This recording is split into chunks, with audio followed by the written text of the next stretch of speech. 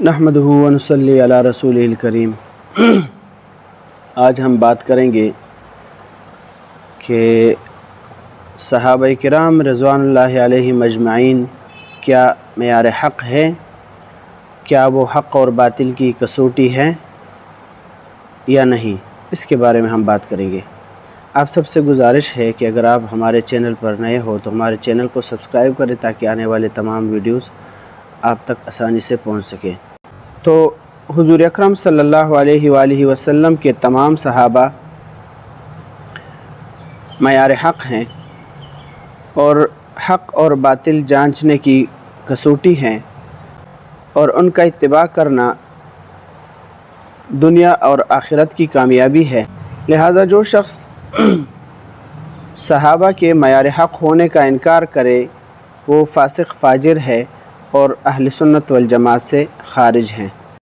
جیسا کہ قرآن میں اللہ تعالیٰ نے فرمایا ہے والسابقون الاولون من المہاجرین والانصار والذین اتبعوہم بإحسان رضی اللہ عنہم ورضوا عنہ وأعد لهم جنات تجری تحتها الانہار۔ بقرہ کی دوسری آیات ہے اولئک علی ھدی من ربہم واولئک ھم المفلحون۔ اسی طرح سورہ بقرہ کی ایک اور آیت ہے فإن آمنوا بمثل ما آمنتم به فقد اہتدوا، اور اسی طرح سورہ حجرات کی آیات ہے اولئک ھم الراشدون۔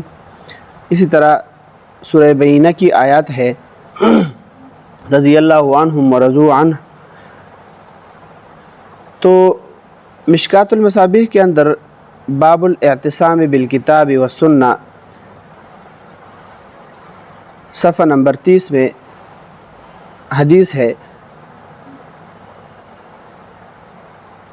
عن عبداللہ بن عمر قال قال رسول اللہ صلی اللہ علیہ وآلہ وسلم لیأتین علی امتی کما اتا علی بنی اسرائیل وان بنی اسرائیل تفرقت علی 72 ملة وتفترق امتی علی 73 ملة كلهم في النار الا ملة واحدة قالوا من هي یا رسول اللہ قال ما انا علیہ واصحابی۔